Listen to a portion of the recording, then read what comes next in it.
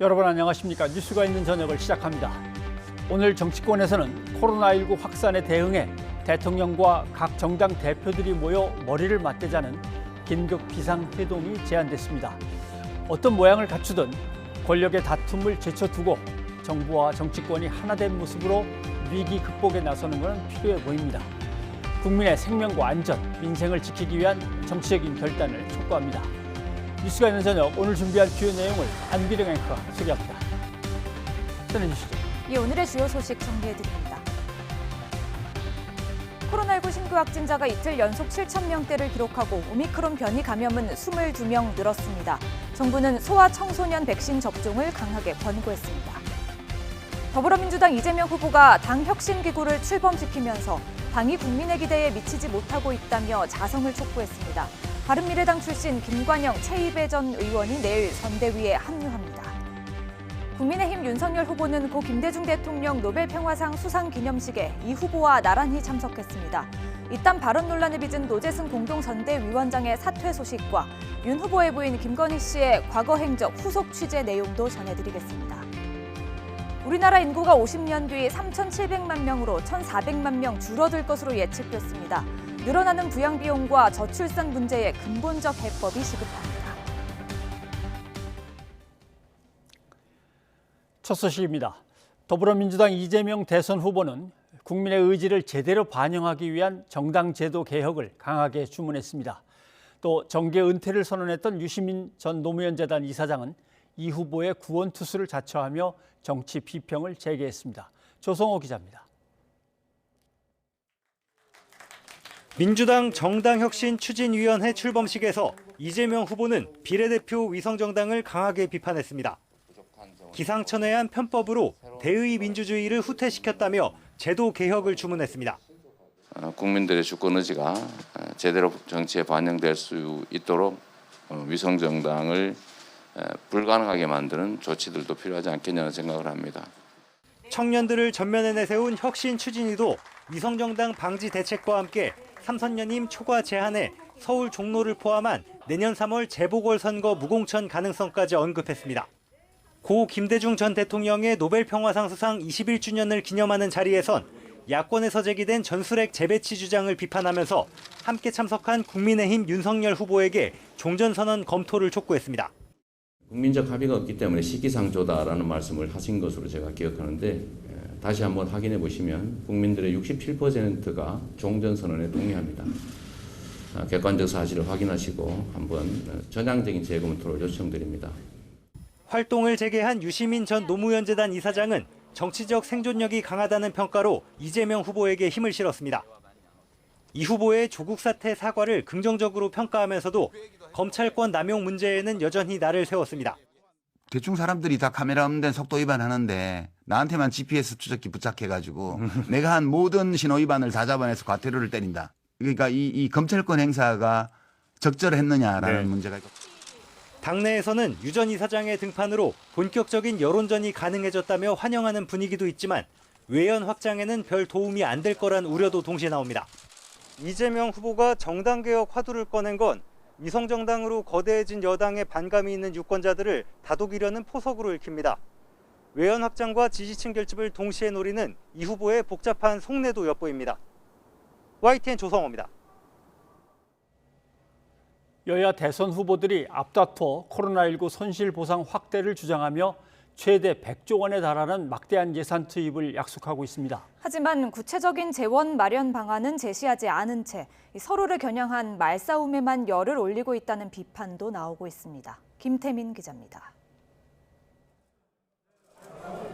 50조 원 규모의 코로나19 손실보상안을 공약했던 국민의힘 윤석열 후보는 김종인 총괄 선대위원장이 띄운 100조 원 보상안에 이렇게 설명했습니다. 또 변종이 자꾸 발생을 하고 해서 규모가 커지게 되면 피해자가 더 많아지게 되면 그거는 추가로 초당적인 협의를 거쳐가지고 공약으로 발표한 것 이상의 고려도 해야 한다는 그런. 반면 김종인 위원장은 민주당이 논의해보자고 압박하자 곧장 선을 그었습니다. 여야 협상 대상이 아니라는 겁니다. 100조의 기금이 필요할지도 모른다. 이거는 사실은 우리 윤석열 후보가 대통령에 당선이 돼서 집권을 때 일상을 하기 위한 그런 대상이 저는 아니라고 이렇게 생각합니다. 그러자 이번에는 민주당이 실천 없이 말로만 약속하는 무책임한 행태라고 비난을 쏟아냈습니다. 이재명 후보도 예정이 없던 기자회견을 열어 지금 즉시 재원 마련과 구체적인 지원 방안을 논의하자면서 윤석열 후보와 김종인 위원장을 싸잡아 몰아세웠습니다. 윤 후보께서는 김종인 위원장 뒤에 숨지 말고 김 위원장의 당선 조건부 손실보상안에 대해서 어떻게 생각하시는지 당당하게 입장을 밝히셔야 합니다.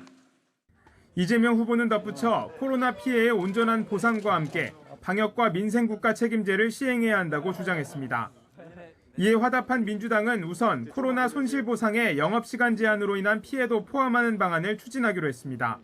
이재명 후보도 며칠 전 소상공인 자영업자들의 피해를 더 두텁게 지원해야 한다는 의견을 밝힌 만큼 당과 상의하여 조속히 개정안을 통과시키도록 하겠습니다.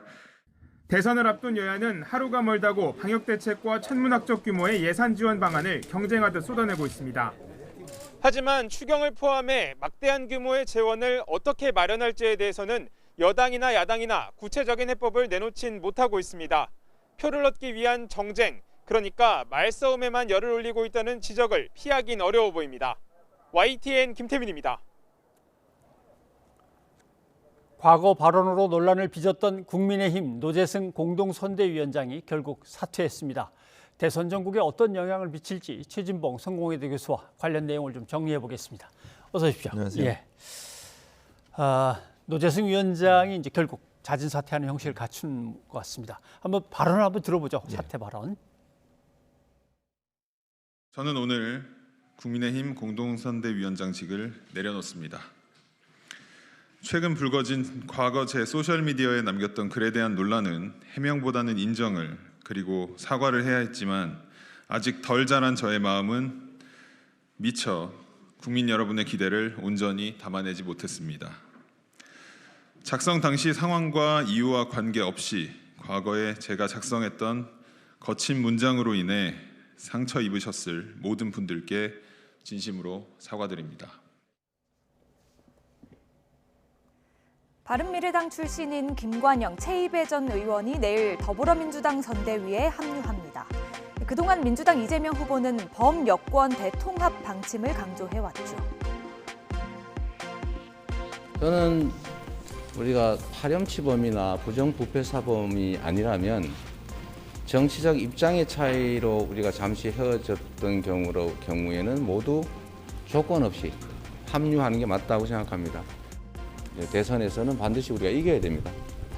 여기에는 작은 차이를 넘어서서 우리가 크게 한 길로 가야 된다라는 점은 예외가 없다고 생각합니다. 김관영 전 의원, 지난 2012년 19대 총선에서 민주당 소속으로 당선됐고 2016년 20대 총선을 앞두고 탈당해 국민의당 소속으로 재선에 성공했습니다. 이후에는 바른미래당에서 원내대표를 지냈습니다. 최이배 전 의원은 국민의당 비례대표로 20대 국회에 입성해 국회 정무위원회 등에서 활동했고요. 바른미래당에서 정책위 의장을 역임했습니다. 앞서 국민의힘 선대위 역시 호남 출신의 무소속 이용호 의원을 공동선대위원장으로 영입했는데요. 이 의원은 지난 2016년 20대 총선에서 국민의당 소속으로 당선됐고 지난 21대 총선에서는 당적 없이 무소속으로 재선에 성공했습니다. 우리가 지역 감정을 타파하고 한국 정치 발전과 또 우리 당의 지지 기반을 더 확대하는데 중요한 계기가 되고 특히 대선을 앞두고 천군만마를 얻은 것 같습니다. 기쁩니다.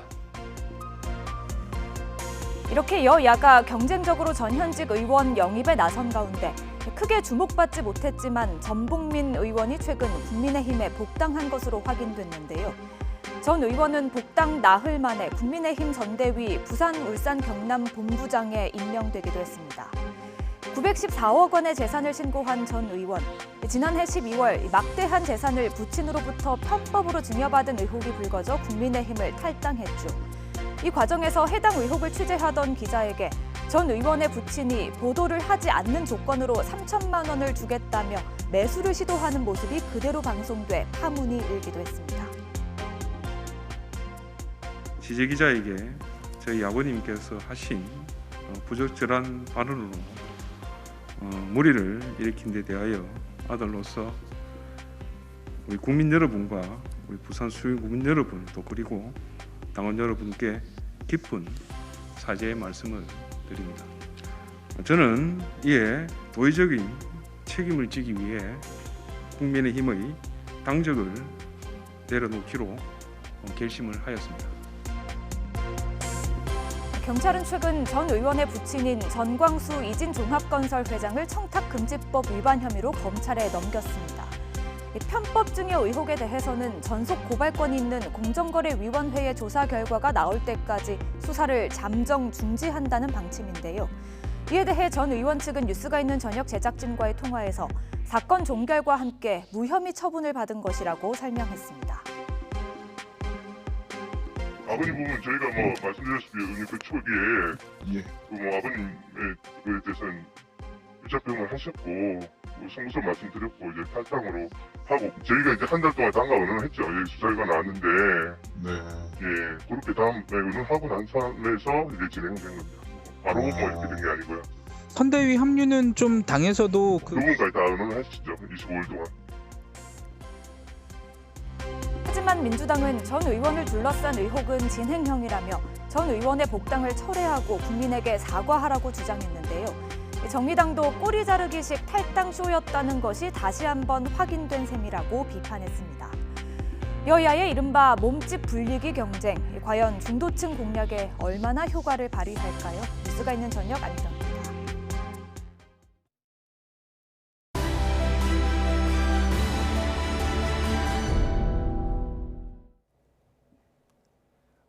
코로나19 신규 확진자가 이틀째 7,000명대를 기록했고 위중증 환자도 또 역대 최다를 경신했습니다. 정부는 연말 연초에 신규 확진자가 최대 11,000명에 이를 것으로 예상하고 방역대책 강화 방안을 논의하고 있습니다. 이동우 기자가 보도합니다. 단계적 일상회복 시행 한 달여 만에 코로나19 확산세가 거세지면서 이틀 연속 신규 확진자는 7,000명대를 기록했습니다. 위중증 환자도 857명으로 또 역대 최다 기록을 경신했습니다. 60살 이상 고령층을 중심으로 사망자도 57명 늘었습니다.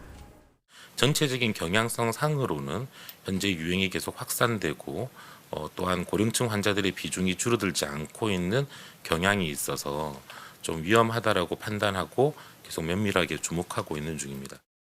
환자가 급증하면서 수도권의 코로나19 중환자 병상 가동률은 85%로 사실상 포화 상태입니다. 수도권에서 하루 이상 병상 배정을 기다리는 사람도 1,003명에 이릅니다. 이런 가운데 당국은 유행이 악화할 경우 이달 말 신규 확진자가 8,000에서 9,000명대, 내년 1월 말에는 8,000에서 11,000명대가 될 것으로 전망했습니다. 유행이 현 수준으로 이어진다면 이달 말 최대 8,000여 명, 내년 1월 말에는 최대 8,400여 명이 될 것으로 내다봤습니다. 지금 모든 방역 지표가 최악으로 가고 있고요. 이게 정점이 어딜지 우리가 예상을 할 수 없지 않습니까? 현재 방역 상태는 강화는 됐다고 하지만 사실은 이것을 막기는 굉장히 어려운 상황인데요. 실제로 국가수리과학연구소는 현 유행 상황이 지속할 경우 이달 15일 신규 확진자 수는 6천여 명, 31일에는 12,000여 명이 된다고 예상했습니다. 중환자 수는 15일 994명, 31일에는 1,700명대로 늘어날 것이라고 추정했습니다. 당국은 추가적인 방역 강화 방안 논의에 착수했습니다. 확산세를 신속히 차단하기 위해서 필요한 조치들을 폭넓게 논의하고자 긴급회의를 소집했습니다. 추가 방역 조치는 식당과 카페 등의 운영시간 제한, 유흥시설 영업 중단 등이 거론되고 있습니다. YTN 이동우입니다. 코로나19 새 변이 바이러스인 오미크론 감염이 확인된 사람은 하루 새에 22명이 늘었습니다. 대부분은 인천 교회 관련입니다. 인천시는 역학조사 과정에서 거짓말을 한 오미크론 첫 확진자를 고발했습니다. 김우준 기자입니다. 오미크론 변이에 감염된 것으로 확인된 코로나19 환자가 하루 사이 22명 늘었습니다. 눈에 띄는 건 국내 감염자 숫자로 16명입니다. 이들은 대부분 인천 미추홀구 교회 관련 감염자들입니다. 나이지리아에 다녀온 목사 부부를 시작으로 지금까지 인천 교회 관련 오미크론 확진자는 모두 40명입니다. 교회 교인이자 감염 의심 사례로 분류됐던 안산시 중학생 역시 오미크론 감염자로 최종 확인됐습니다. 방역 당국이 우려하는 것은 전파력이 강한 오미크론의 연쇄적인 지역 감염입니다. 전파력이 강해서 델타 변이주를 밀어내고 오미크론이 우세종이 되는 것은 상당히 가능성은 높아 보입니다. 인천 목사 부부와 접촉한 교인, 가족, 지인 등 이미 4차 전파까지 이루어진 상태에서 추가 감염 확산을 막기 위해 안간힘을 쓰고 있습니다. 특히 오미크론 확진자가 집중된 인천시는 역학조사 과정에서 거짓말을 한 목사 부인을 감염병 예방법 위반 혐의로 고발했습니다. 거짓말을 한 주체는 이분이니까 이분에 대해서만 이제 고발을 하는 것으로. 해외 유입 사례도 계속되고 있습니다. 남아공과 모잠비크, 에티오피아를 방문한 6명이 추가로 오미크론 감염이 확인됐습니다. 정부는 남아공과 모잠비크 등 9개국에 이어 가나와 잠비아도 입국 제한 대상 국가에 추가했습니다. 지금까지 국내 오미크론 변이 확진자는 모두 60명으로 해외 유입이 15명, 국내 감염 사례가 45명입니다. YTN 김우준입니다. 올해 대학 수학 능력 시험은 국어와 수학, 영어 모두 크게 어려웠던 것으로 확인됐습니다. 모든 과목에서 만점을 받은 학생은 1명에 그쳤습니다. 개훈이 기자입니다. 수능 시험이 끝난 뒤 역대급 불수능이라는 수험생들의 반응이 사실로 확인됐습니다. 국어와 수학, 영어 모두 지난해보다 어려웠습니다. 특히 국어 영역이 많이 어려웠습니다. 만점자가 받는 표준점수 최고점이 149점으로 어려웠다는 평가를 받는 지난해보다도 5점 더 높았습니다. 국어 만점자도 28명으로 대폭 줄었습니다. 최고 난도로 평가된 2019학년도 148명보다도 훨씬 적습니다. 국어는 2005년 현 수능체제 도입 이후 두 번째로 난이도가 높았다는 분석입니다. 수능 난이도 조절에 실패했다는 지적에 대해 평가원도 책임을 느낀다며 사과했습니다. 선생님들이나 출제자들이 예상했던 것과 학생들이 체감하는 것이 조금 달랐다는 점에 대해서는 저희들이 조금 더 고민할 필요가 있겠습니다. 수학도 어려웠습니다. 표준점수 최고점이 147점으로 가형과 나형으로 나눠 시행됐던 지난해보다도 무려 10점이나 치솟았습니다. 하지만 수학 만점자는 2,702명으로 작년보다 늘어 상위권 경쟁이 치열할 것으로 예상됩니다.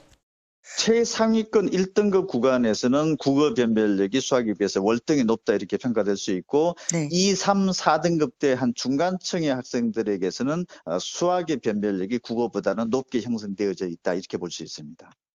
절대평가인 영어 역시 1등급을 받은 수험생 비율이 작년의 절반으로 줄면서 상위권 변별력이 작년보다 크게 높아졌습니다. 하지만 영어 1등급 비율을 볼 때 해마다 난이도가 고르지 못한 것으로 나타났습니다. 하지만 대입은 영어보다는 국어와 수학에서 갈릴 것이란 분석입니다. 올해 수능 만점자는 단 1명, 문과 졸업생에서 나왔습니다. 수험생들은 내일 오전 9시 본인의 성적을 확인할 수 있습니다. 다만 출제 오류 논란으로 정답 결정이 유예된 생명과학2 응시생들의 성적 통지는 연기됐습니다. YTN 개훈입니다. 공수처의 고발 사주 의혹 관련 수사 상황은 어떤지 장은미 변호사와 정리를 좀 해보고자 합니다. 어서 오십시오. 네, 안녕하세요. 공수처가 김경률 회계사의 휴대전화에 대해서 아마 통신 자료를 요청해서 받은 모양입니다. 예. 그래서 김경률 이제 회계사 하면은 참여연대에 있다가 나왔고 아마 조국 흑서의 공동 저자로 이제 이름이 알려진 사람인데 여기에 대해서 공수처면 일단 공직자를 수사하는 쪽인데 김경률 회계사 관련해서 통화 기록을 왜 가져갔을까? 이제 그 문제가 제기가 됐습니다. 그렇습니다. 그래서 김경률 회계사는 이제 어제 본인의 SNS에 공수처에서 내 통신 자료를 가져갔다라는 부분을 이제 공개를 하기도 했고, 그렇다면 말씀하신 대로 공수처의 수사 대상은 고위공직자인데 왜 개인인 김경률 회계사의 통신 자료를 들여다봤을까와 관련해서는 이게 법적 근거는 있습니다. 왜냐하면 전기통신사업법에 따르면 수사기관은 어떤 재판과 수사와 관련돼서 자료가 필요하면 이 통신 자료를 수사 자료로 삼기 위해서 열람 내지는 확보하는 게 가능하도록 돼 있습니다. 그러니까 이 전기통신사업법에 따르면 그 부분이 뭐 어떤 고위공직자에 한정되는 건 아니고 고위공직자를 수사하는 과정 중에 있어서 일반 개인이더라도 이 수사 자료가 필요하다면 확보하는 게 가능하기 때문에 공수처의 해명대로 이 부분이 어떤 적법 절차를 위반하거나 법 위반 사안이 있는 것 같지는 않고, 다만 이 부분과 관련해서 김경률 회계사는 이게 공식적으로 통보를 받아서 내가 이 사실을 인지하게 된 게 아니라 누군가 조언을 하기를 뭔가 수사선상에 올랐을 수도 있으니 한번 통신사에 문의해보는 게 어떻겠냐라고 해서 실제로 문의를 해봤더니 내 통신 기록을 들여다봤다더라라고 하고 해당 내용을 공개하게 된 겁니다. 네, 지금 뭐 화면에 잠깐 나가고 있습니다만, 내가 고위공직자 중에 아는 사람이라면, 요새 뭐 문제가 될 만한 사람이라면 윤석열 국민의힘 후보밖에는 없는데 라고 이제 한 거란 말이죠. 그렇게 말을 했습니다. 그런데 실제로 보면 공수처 3부가 아마 한 것 같은데, 맞습니다. 이 공수처 3부가 고발 사주를 갖다가 이제 수사를 갖다 했던 바로 그 팀이니까 뭘 보려고 했을까요, 그럼? 네, 말씀하신 대로 이 통신 자료 내역을 이제 조회를 해봤더니 가져간 어떤 정보는 뭐 이름, 거주지, 주민번호, 그리고 뭐 휴대전화 번호 등등이었다고 합니다. 그렇다면 이게 김경률 회계사라는 개인을 겨냥했다기보다는 공수처에서 수사하고 있는 어떤 피의자와 관련해서 통신 자료를 분석해 봤을 때 통화를 뭐 자주 했다거나 뭔가 더 들여다볼 여지가 있는 번호를 추출해서 아마 이 통신 자료를 확보했을 개연성이 좀 높아 보입니다. 그렇다면 이게 말씀하신 대로 공수처 수사 3부에서 들여다본 것으로 나오고 있는데, 공수처 수사 3부는 초기에 고발장 사주 의혹을 수사했던 담당 부였습니다. 그렇다면 이 부분과 관련해서 뭔가 고발장 사주 의혹과 관련해서 김경률 회계사의 통신 내역까지를 좀 보게 된 부분이 있는 것 같고, 이와 관련해서 당연히도 뭐 야권에서는 어떻게 민간인에 대해서 이런 부분까지 들여다보냐, 문제가 있다라고 이야기하고 있는데, 그 부분과 관련해서 아무래도 김경률 회계사가 뭐 윤석열 후보를 지지하기도 하고 또 뭐 대표적으로 진보에서 또 보수 쪽으로 넘어간 인물로 되고 있고, 특히나 대장동 이슈와 관련해서 굉장히 화력을 집중했던 측면이 있습니다. 본인이 회계사이기도 하고 이런 자금 흐름을 분석해서 뭐 SNS, 방송 출연 등을 통해서 뭐 이재명 후보를 굉장히 이제 공격하는 데 앞장섰기 때문에 정치적인 탄압 논리를 이야기하고 있는데, 대장동 수사는 지금 검찰에서 수사를 하고 있고 고위공직자 수사의 영역도 아니기 때문에 그 수사와는 좀 무관해 보이는 부분이 있습니다. 말씀하신 대로 전기통신 사업자는 수사기관이 수사나 또는 사법부가 재판에 필요한 것을 요청할 경우 자료를 제공할 수 있다. 그것이 공직자와 관련된 어떤 사건이라면 민간인이라도 가능하다라고 이제 설명하신 거죠. 그런데 민간인이 전화를 걸어서 물어보면 도대체 내 걸 왜 했습니까? 라고 하면 무슨 사건에 누구를 찾다 보니까 그렇게 됐습니다라고 대답을 해줘야 되는 건가요? 그런데 공수처에서는 이 부분과 관련해서 어떤 사건 때문에 왜 들여다봤는지를 설명하지 않았습니다. 단순히 그냥 수사와 필요해서 들여다봤다라는 사실만 이야기하고 있기 때문에, 그런데 보통 금융계좌를 들여다본 경우에는 이 부분을 그 금융기관에서는 당신의 계좌를 어떤 압수수색 영장 등에 의해서 우리가 자료를 수사기관에 제공했습니다라는 것을 일정 시간이 지나면 통보를 하게 돼 있습니다. 그래서 이 부분에 대해서도 뭐 수사 대상이든 참고인이든 이 사실을 추후에는 통지받게 됩니다. 알겠습니다. 아무튼 공수처의 고발 사주건에 대한 이 수사는 이래저래 논란이 계속 이제 불거지고 있습니다. 그런데 핵심 피의자는 손준성 검사인데 손준성 검사는 지금 몸이 아파서 입원 치료를 받는다고 계속된 조사에 일단 응하지 못한다는 얘기를 전한 모양입니다. 그렇습니다. 사실 손준성 검사의 두 번째 구속영장이 기각이 된 그렇죠. 이후에 사실 공수처로서는 그렇다면 고발장 사주 의혹이 아닌 또 다른 불거진 판사 사찰 문건과 관련해서 좀 시간 텀을 많이 두지 않고 재소환을 좀 통보했습니다. 예. 이 부분은 사실 손준성 검사로서는 너무나 이 촉박하게 또 방어권을 보장받지 못하고 소환 조사를 좀 통지받았다라는 점이 분명히 있을 것인데 그렇기 때문에 좀 다시 조율을 해서 이번 주 안에는 한번 소환 조사를 하기로 일정 조율 중에 있었던 것 같습니다. 예. 그런데 개인적인 뭐 일진상의 사유로 입원을 하게 됐고 입원을 하고 있는 상황이기 때문에 당연히 공수처에 출석해서 조사를 받는 것은 불가능하게 됐고 그렇다면 이 부분과 관련해서 누구나 건강이 훼손된 상황에서 조사를 받기는 어렵겠지만 예. 다만 저희가 통상적으로 언론 주목도가 높았던 사건 더더군다나 피의자가 현재 검사인 사건에서 검찰이 수사에 임했던 그런 태도들을 봤을 때 국민들이 보실 때 별로 좋은 태도가 아니지 않냐라는 또 의문도 제기되는 부분이 있을 것 같습니다. 예를 들면 무슨 뭐 술 접대를 받았다는 검사들 같은 경우에는 갑자기 휴대전화가 고장났다라고 하고 뭐 부부싸움 중에 훼손이 돼서 마트에 버리고 왔다라는 다소 납득할 수 없는 뭐 논리를 펴기도 했었는데 송 검사 같은 경우에도 수사에 적극적으로 응할 생각은 없는 것 같고 그렇다면 벌써 12월 뭐 중순으로 접어들고 있기 때문에 올해 안에는 뭐 고발 사주 의혹뿐만 아니라 판사 사찰 이 부분에 대해서도 사실 수사가 돌파구를 찾지 못할 거 아니냐 이런 전망이 나오고 있습니다. 예, 두 번이나 영장이 이제 기각됐으니까 다시 청구하기는 좀 그렇고, 그럼 뭐 방문해서 신문을 한다든가 네. 조사를 한다든가 아니면은 뭐 서면으로 해도 질의서를 보내서 한다든가 뭐 방법이 없는 겁니까? 이런 그런 방법이 방법도 있습니다. 예. 서면 조사를 하기도 하고, 근데 서면 조사는 말 그대로 질의지를 보내서 거기에 대해서 문서로 답을 좀 정제된 채 받는 거라서 수사에 그렇게 효율성 측면에서는 아마 공수처가 택하기는 어려울 것 같고 직접 방문할 수도 있는데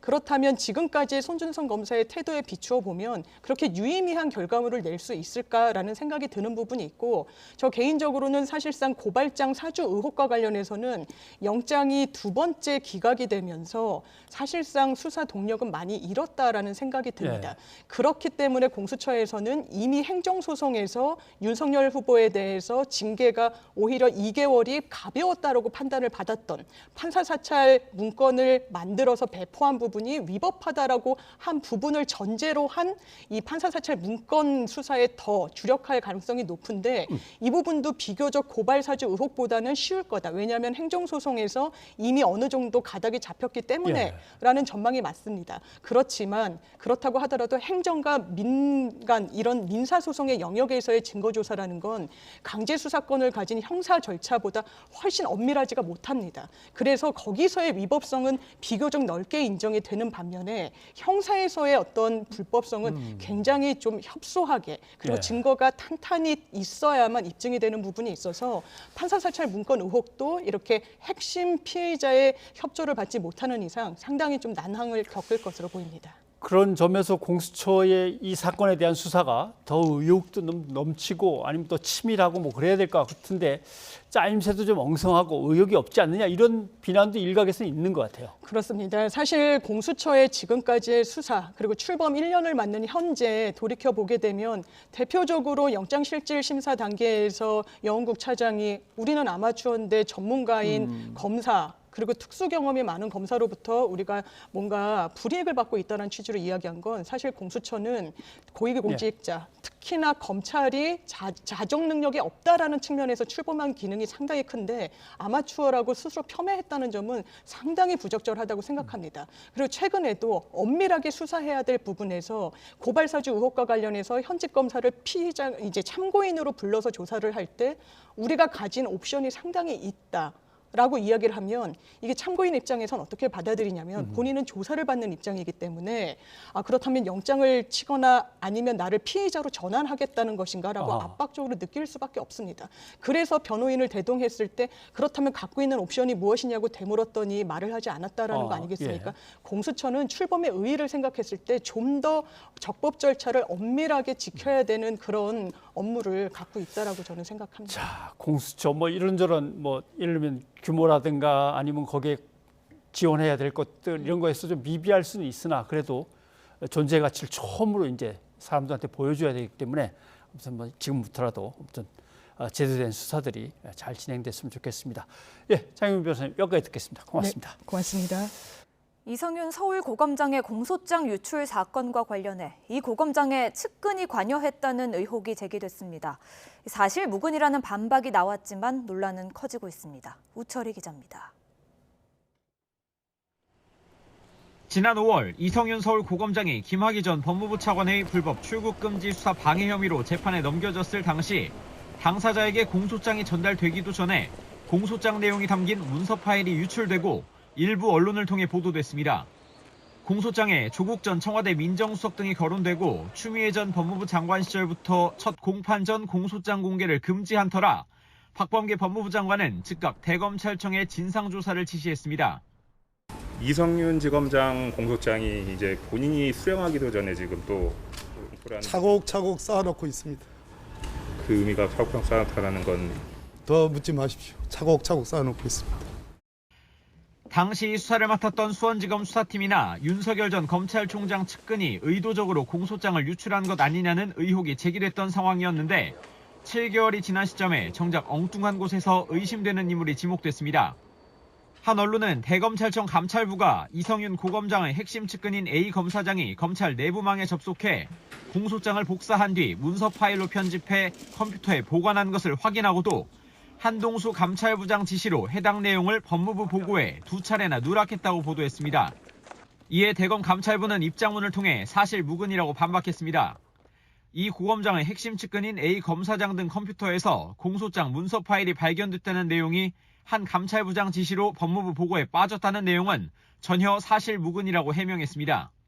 법무부도 대검으로부터 경위를 전달받고는 한 감찰부장이 고의로 보고를 누락한 것은 아니라고 판단한 것으로 전해졌습니다. 앞서 고위공직자범죄수사처가 공소장 유출과 관련해 수원지검 수사팀을 압수수색하자 수사팀은 유출 당사자가 본인들이 아니라면서 대검 감찰부의 진상조사 결과를 공개하라고 정보공개 청구하는 등 강하게 반발하고 있습니다. 하지만 박범계 장관과 김호수 검찰총장은 공수처 수사 결과를 지켜보자고 사실상 두둔했던 상황에서 불거진 의혹에 논란은 더욱 커지는 모양새입니다. YTN 우철입니다. 국민의힘 윤석열 후보의 부인 김건희 씨 과거 행적 의혹에 대한 후속 보도입니다. 직접 줄리라는 여성과 술자리를 했다고 주장한 안혜욱 전 초등 태권도 연맹 회장을 저희 뉴스가 있는 저녁 제작진이 직접 만났습니다. 먼저 이번 보도는 대선을 앞두고 여야 대선 후보와 가족에 관한 검증 그리고 의혹에 대해서 새로 나온 진술에 관한 언론의 검증의 책무를 다하기 위한 것임을 밝혀둡니다. 취재를 한 김자영 PD가 나와 있습니다. 어서 오십시오.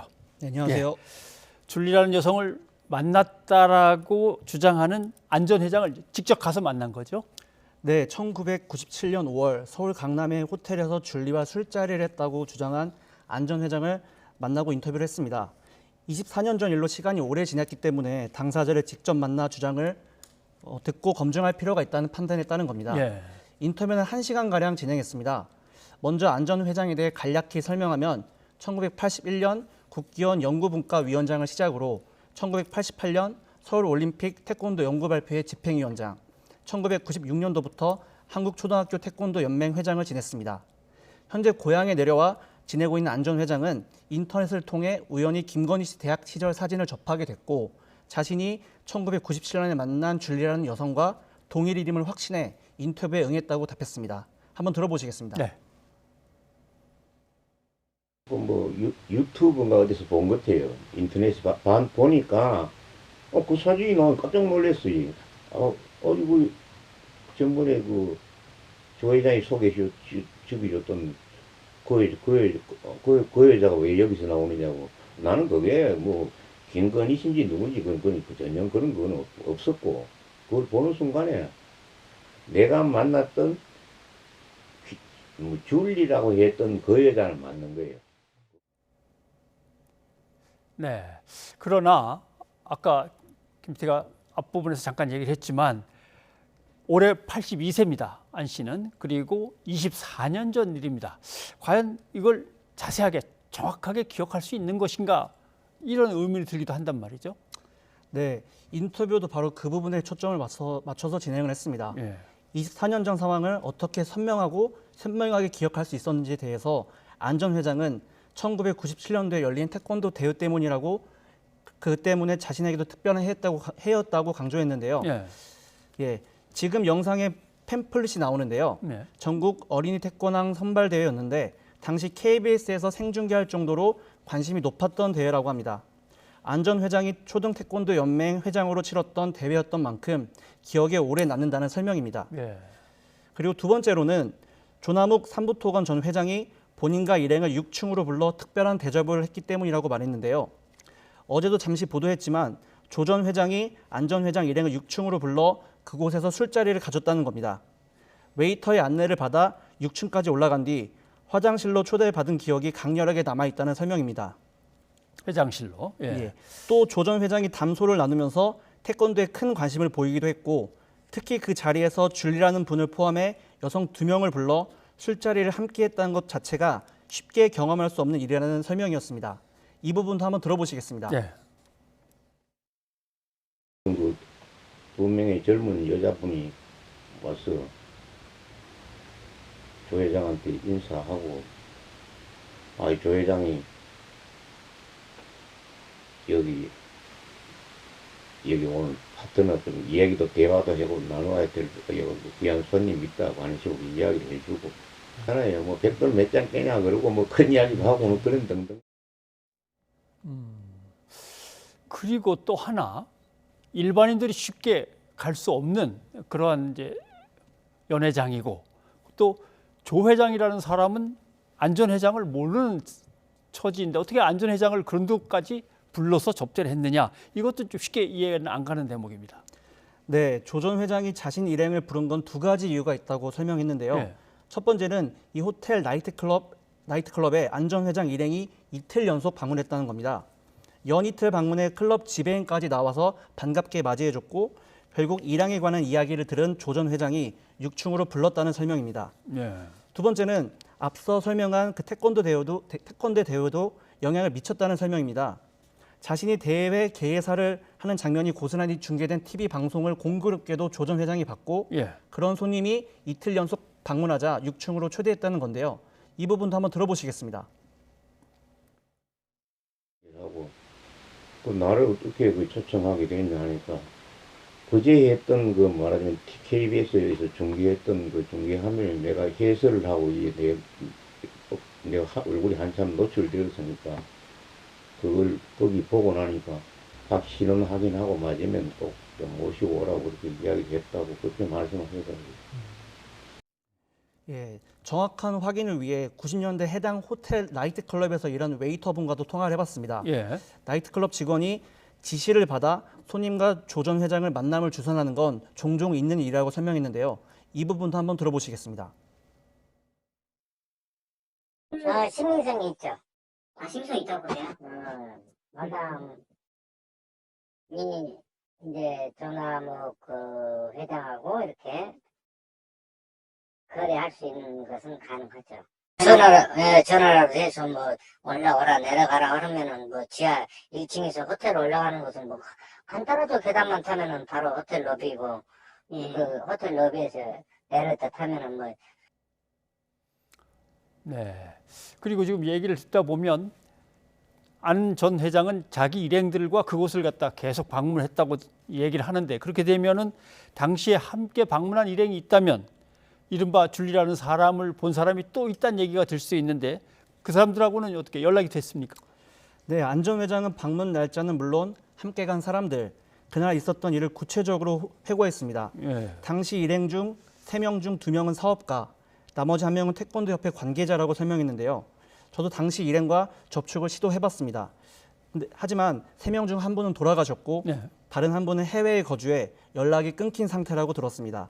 또 국내에 거주한 나머지 1분은 언론 노출을 극도로 꺼려 연락처를 주기 어렵다고 안 전 회장은 설명했습니다. 다만 술값을 누가 냈는지도 알고 연이틀 방문해 지배인이 나와 반갑게 맞이해준 점 등 당시 상황은 명확하게 기억한다고 주장합니다. 그날 이후 상황도 또 있는데요. 일행 중 1명은 그날 이후 조 전 회장을 초대로 줄리를 또 만났다고 증언했습니다. 한 번만 만난 게 아니라 적어도 2차례 이상 만난 사람이 있다는 건데요. 이 부분 잠시 들어보시겠습니다. 그 뒤로도 조 회장하고도 그러니까 줄리도 만나고 몇 번 더 만나고 했는데 몇 번을 만났는지 그걸 모르겠는데 만나기는 만났다고 이야기하더라고요. 네, 줄리라는 사람을 만나서 자리를 함께한 목격자가 또 있다는 건데 직접 만나서 확인할 수 있는 상황은 지금 아니란 말이죠. 예. 그런데 국민의힘 측 입장은 지금 어떻습니까? 네, 국민의힘 선대위는 오늘 해당 의혹을 제기한 인터넷 매체를 비롯해 해당 기사를 SNS에 공유한 추미애 전 법무부 장관을 고발했습니다. 예. 그러면서 의혹을 연이틀 적극 반박 해명했습니다. 특히 김재현 최고위원은 1997년에 김 씨는 시간 강사도 아니었을 뿐더러 조 회장을 알기 훨씬 전이라며 안 전 회장에 대해 어리숙한 고령의 제보자라고 표현했습니다. 또 윤석열 후보도 오늘 연세대 김대중 도서관 일정 중 기자와 만나 줄리 증언에 답변할 가치가 없다고 일축했습니다. 이 부분 들어보시겠습니다. 크게 돼서 답변할 가치도 없는 얘기고 여러분들 관심이 있으세요? 그 말이 맞는 것 같아요?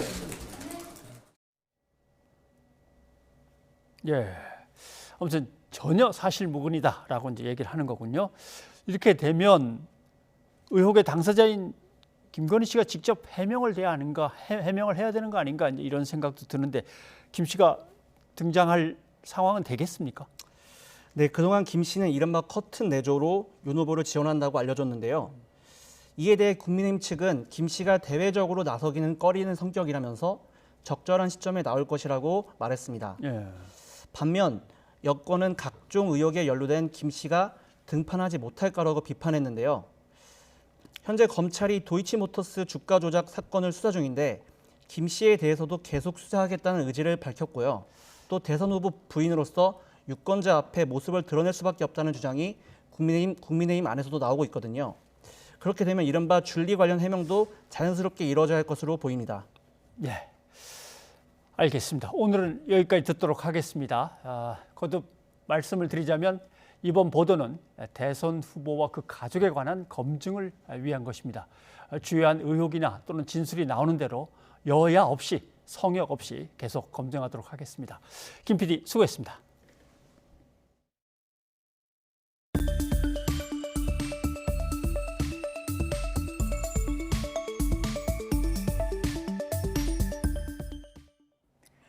살인을 저지르고 시신 유기를 도운 공범까지 살해한 피의자의 신상이 공개됐습니다. 52살 남성 권재찬입니다. 경찰은 금품을 노린 계획적인 범행으로 보고 수사를 이어가고 있습니다. 정현우 기자입니다. 인천 연쇄 살인범의 신상이 공개됐습니다. 52살 남성 권재찬입니다. 인천경찰청 신상정보 공개심의위원회가 2시간 동안 논의한 결과입니다. 심의위는 권재찬의 범행 방식이 잔인했고 중대한 피해를 낳았다고 판단했습니다. 또 충분한 증거로 범죄 사실이 소명돼 공공의 이익을 고려해 신상을 공개하는 거라고 설명했습니다. 심의위원 8명 모두 신상 공개에 동의했습니다. 경찰은 권재찬의 연쇄살인을 계획된 범죄로 보고 수사를 이어가고 있습니다. 금품을 목적으로 지난 4일 건물 주차장에 50대 여성을 데려가 살해했을 가능성이 크다고 판단한 겁니다. 여성을 살해하고 빼앗은 신용카드에서 현금 수백만 원을 뽑기 위해선 사전에 계좌 비밀번호를 알아야 하기 때문입니다.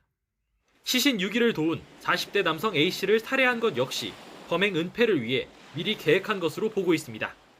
금전적 대가를 약속하면서 범행을 도와달라며 A씨를 끌어들였고 둔기를 준비해 야산으로 데려가 살해했다는 겁니다. 수차례 강도 혐의 등으로 복역한 전과 역시 권재찬이 잔인한 범행을 대수롭지 않게 계획하고 저지를 수 있었던 배경으로 꼽힙니다. 지난 2003년엔 금은방 주인을 살해하고 돈을 빼앗은 뒤 밀항한 혐의로 징역 15년형을 선고받았습니다. 이번 범행에 앞서 지난 5월과 8월엔 공사 현장에서 자재 등을 훔쳐 불구속 상태로 재판에 넘겨지기도 했습니다. 경찰은 다음 주 초 권재찬을 검찰로 보내면서 포토라인 앞에 권재찬의 모습을 공개할 계획입니다. YTN 정현우입니다. 부산의 오피스텔에서 불이 나 주민과 소방관 등 21명이 다쳤습니다. 화재에 취약한 외벽 재질 탓에 불이 삽시간에 번지면서 소방당국이 어려움을 겪었습니다. 김종호 기자가 취재했습니다. 오피스텔 건물 밖으로 연기와 함께 파편이 나옵니다. 잠시 뒤 주변을 삼킬 듯 연기와 함께 화염이 나오며 지나가던 사람들이 놀라 피합니다. 화염은 곧바로 건물 외벽에 옮겨 붙습니다. 부산 안락동 9층 오피스텔에서 불이 난 건 오전 11시쯤. 지하철 소장에서 무슨 여기 나왔다 그러던데 뭐. 주변 사람들은 상관없는 사람 많이 봤다 그러대. 해당 오피스텔 외벽은 화재에 취약하고 불에 타면 유독가스가 많이 나오는 드라이비트 재질입니다. 불길이 급격하게 번지면서 소방당국이 진화에 어려움을 겪다가 3시간 만에 모든 불길을 잡았습니다. 오늘 불로 주민과 작업자 등 17명이 병원으로 옮겨졌고 이 가운데 2명은 중상으로 알려졌습니다. 또 주민 8명이 연기를 피해 옥상으로 대피했다가 불이 완전히 꺼진 뒤에 소방관 유도에 따라 건물 밖으로 빠져나왔습니다. 부상자를 구하러 갔던 소방관 2명도 심하게 다쳤고 진화 작업 중에 다른 소방관 2명도 다쳐 병원으로 이송됐습니다. 기계식 엘리베이터 지하주 차장 3층에서 2명이 요구자가 일단은 신고를 받고 구조대원들이 현장에 진입 중 계단이 없기 때문에 약 한 1.5에서 3m 사이에 높이에서 추락해서 건물 외벽과 내부 일부, 주차 차량 등이 불에 타고 통신선 등이 훼손되면서 응급 복구 작업이 진행됐습니다. 경찰은 지하 1층에서 용접 작업을 하다가 불꽃이 튀면서 불이 난 거로 보고 정확한 경위를 조사하고 있습니다. YTN 김종호입니다. 철도 교량 해체 작업을 하던 노동자가 콘크리트 구조물에 깔려 숨졌습니다. 경찰은 안전수칙 위반 여부를 조사하고 있습니다. 신준명 기자입니다. 거대한 콘크리트 구조물 밑에 한 남성이 깔렸습니다. 구조대원들은 굴삭기에 콘크리트를 묶어 들어올려 틈을 만들고 신속하게 남성을 구조해 구급차에 싣습니다. 저 옆에 콘크리트 건축보도가 떨어졌잖아요. 거기에 깔리신 거예요? 그랬다 그래요. 사고가 발생한 건 오전 10시 50분쯤. 성산철교 교량 해체, 개선 작업을 하던 용접 노동자 60대 A씨는 당시 고소작업 차량을 타고 교량에 설치된 낙하방지 안전망을 철거하다 변을 당했습니다. 이 교량 밑에서 작업을 하던 A씨 위로 콘크리트 구조물이 쏟아져 내렸습니다. 붕괴한 콘크리트 구조물은 점검과 보수 등을 위해 철도 옆에 사람이 걸어 다닐 수 있도록 만든 교측 보도로 당시 추락한 구조물의 길이는 10m가 넘는 것으로 확인됐습니다. 구조물에 깔려 하반신을 크게 다친 A씨는 30여 분 만에 구조돼 병원으로 옮겨졌지만 결국 숨졌습니다. A씨는 안전모와 용접용 고글 등 개인 안전보호구는 모두 착용하고 있던 것으로 확인됐습니다. 안전모나 이런 건 다 착용을 하셨었고요. 작업 계획서나 이런 작업에 대한 사항에 대해서 저희가 확인을 해봐야 되는데. 현장 관계자는 안전관리자를 배치하고 노동자에 대한 작업장 교육을 실시하는 등 안전수칙을 준수했지만 건설된 지 90년이 넘은 교량이다 보니 예측하지 못한 사고가 발생했다고 설명했습니다. 경찰은 A씨가 사고 당시 고소작업 차량에 생명줄을 매고 있었는지 등 추가적인 안전수칙 준수 여부를 확인하고 있습니다. 공사 발주사인 국가철도공단은 사고 경위에 대해 면밀히 조사해 재발 방지 대책을 세우고 유가족에게는 최대한의 보상 방안이 마련될 수 있도록 하겠다고 밝혔습니다. YTN 신준명입니다. 지금으로부터 50년 뒤에 우리나라 인구는 어떻게 변할까요? 오늘 자료가 나왔습니다. 무지하게 줄어들죠, 뭐. 그다음에 나이 순으로 쭉 줄을 세워서 딱 한가운데를 짚으면 그 나이가 62세가 된다는 겁니다. 그리고 부담하는 것들이 많아지는 거죠. 하지만 자료에서 또 이걸 놓치면 안 되겠습니다. 잘 보십시오. 2019년에 나온 자료에서는 틀림없이 2029년부터 인구가 줄어들 거다라고 얘기했는데 오늘 나온 자료를 보면은 벌써 올해부터 계속 줄어들 거다. 이렇게 돼 있습니다. 2년 사이에 8년이 앞당겨진 겁니다. 왜 인구 줄어드는 해가 8년이나 앞당겨졌을까? 그것은 코로나19가 큰 영향을 미쳤습니다. 보십시오. 총 인구 변화를 보려면 태어난 아기에서 사망하신 분을 뺀 다음에 해외로 나간 사람, 해외에서 들어온 사람을 이제 더하면 이렇게 되는 건데 코로나19는 여기에서 출생, 사망, 국제적인 인구 유입까지 모두 영향을 끼친 겁니다. 결혼 건수만 한번 살펴보겠습니다. 예.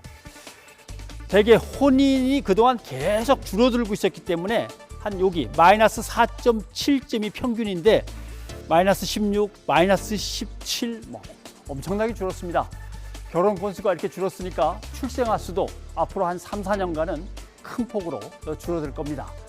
저출산 고령화 대책, 국가 재정을 그동안 엄청나게 쏟아부었는데 잘 안 되네요. 왜 안 되는가? 효과, 목표가 불분명한 정책들이 막 쫙 나오는데 그게 또 중앙정부 주도니까 현장하고 잘 맞지도 않고 예산 효과가 나오질 않습니다. 그 다음에 얼마 준다 이 미시적인 정책들만 또 많았습니다.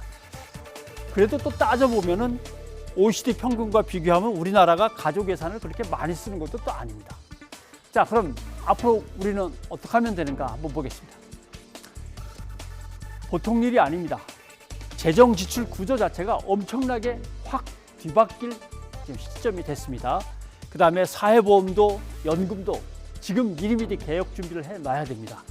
그 다음에 역시 서울로만 몰리고 하는 이 부분은 빨리 해결해야 됩니다. 균형 발전과 그것을 위한 지방교부금 제도도 바꿔야 되고요. 결국은 누구한테서 어느 정도로 세금을 받아내야 되는가도 지금 뜯어 고칠 준비를 해야 됩니다. 자, 이제 여기에 대해서 대선 후보들이 답을 빨리 내놔야 됩니다. 그 다음에 전문가, 직능단체, 시민사회단체가 의견을 제시해야 되고 조정을 하고 그 다음에 국민의 의견을 듣는 공론화 작업이 시작돼야 합니다. 이렇게 돌아가는 것이 바로 대통령 선거여야 하는 것입니다. 변상욱의 앵커 리포트였습니다.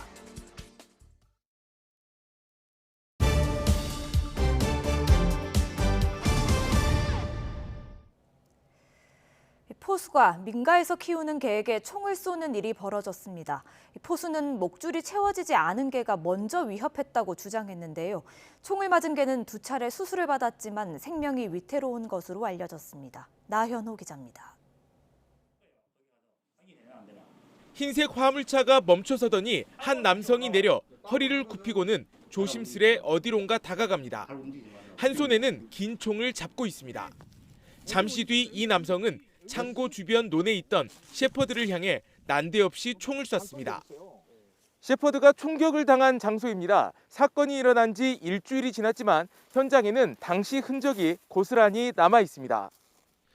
주둥이 부분에 총을 맞은 셰퍼드는 병원으로 옮겨 박힌 총알도 꺼내고 괴사한 부분을 도려내 봉합했습니다. 하지만 앞으로도 3차례나 수술을 더 받아야 하고 병원에서는 안락사를 권할 정도로 상태가 좋지 않습니다. 눈물밖에 납니다. 안 나와. 진짜로 가족 같은 거야 이거. 우리 아들이나 똑같습니다. 아들이나 똑같아. 그 정도로 우리 식구대로 그렇게 감싸고 켰던 개고. 지자체가 운영하는 유해조수 포획단 소속인 포수는 목줄이 채워지지 않은 셰퍼드가 먼저 자신을 위협했다고 주장하고 있습니다. 오리를 잡으러 접근하던 도중에 뒤에서 셰퍼드가 달려오자 놀라서 격발했다는 겁니다. 걔가 순식간에 달라들어오는데 순간 머리끝이 치고 공포감을 느껴가지고 제가 총을 견착을 안 하고 옆구리에 대놓고 한 방 쐈는데 셰퍼드 주인은 포수가 일부러 총을 쏜 것이라며 크게 반발하고 있습니다. 3살 된 셰퍼드가 동반견 훈련을 1년 6개월 동안 받아 사람을 물거나 위협할 일이 없었다는 겁니다. 복종 훈련하고 사회화 훈련을 받은 개예요. 사람하고의 관계, 그다음에 개들하고의 관계 이런 것들에 대해서 공격적이거나 소심하지 않게 훈련을 받았던 개이기 때문에 경찰은 민가나 축사와 100m 이내에서 사격이 이뤄진 점과 실탄을 총에 넣고 이동한 점 등을 들어 야생생물 보호관리법 위반과 특수재물 손괴 혐의로 포수를 불구속 입건했습니다. YTN 나연호입니다. 미국 하원이 중국의 인권 탄압을 문제 삼아 신장 지역 제품의 수입을 금지하는 법을 통과시켰습니다. 미국이 베이징 올림픽에 대한 외교적 보이콧을 선언한 가운데 미중 갈등은 더 악화할 것으로 보입니다. 이종수 기자입니다. 미 하원이 중국 신장 지역에서 만든 제품의 수입을 금지하는 법안을 찬성 428표, 반대 1표로 가결했습니다. 신장 제품 금수 법안을 발의한 짐 맥거번 의원은 옷, 식품, 신발 등 미 전역에서 사용하는 신장 제품이 강제 노동으로 만들어진다고 비판의 목소리를 높였습니다. 미 하원은 중국이 신장 지역에서 위구르족을 상대로 민족 학살과 범죄를 자행한다고 규탄하며 유엔 조사를 촉구하는 결의안도 통과시켰습니다. The House continues our leadership with a package of strong legislation that sends a clear message that Beijing's crimes against the Uyghur people constitute genocide and must end now. 중국의 인권 탄압을 문제 삼아 내년 베이징 동계올림픽과 패럴림픽에 정부 대표를 파견하지 않기로 한 미 행정부에 이어 의회도 강경 대응에 나선 겁니다. 인권을 명분으로 한 베이징 올림픽 외교 보이콧에는 뉴질랜드에 이어 영국, 호주 등 미 동맹국들이 잇따라 동참했습니다. 설상가상으로 지난달 초 중국 장가오리 부총리 미투를 폭로한 후 신변 이상 의혹이 끊이지 않고 있는 중국 테니스 스타 펑샤이 사태는 중국의 부담을 가중시키고 있습니다. 베이징 올림픽 방역의 적신호 오미크론으로도 골머리를 앓고 있는 중국 정부는 스포츠의 정치화에 반대한다는 입장을 되풀이 강조하고 있습니다.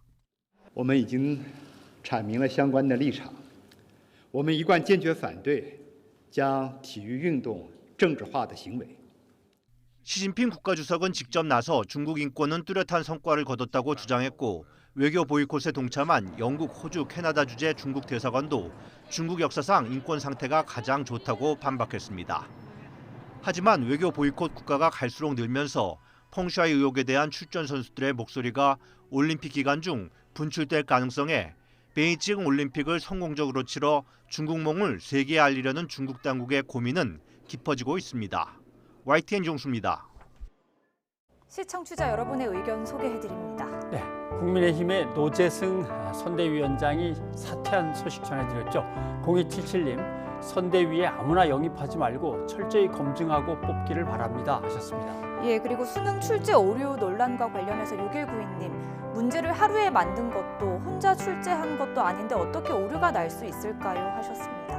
네, 그리고 무엇보다도 코로나19 확산세가 심상치 않습니다. 2991님, 지금 7,000명대도 허덕이고 있는데 1만 명대로 가면은 의료진들이 너무 힘들 것 같습니다 하고 걱정해 주셨습니다. 예, 여기까지 여러분의 의견 소개해드렸고요. 오늘 뉴스가 있는 저녁은 여기까지입니다. 네, 저희는 내일 다시 인사드리겠습니다. 여러분 고맙습니다.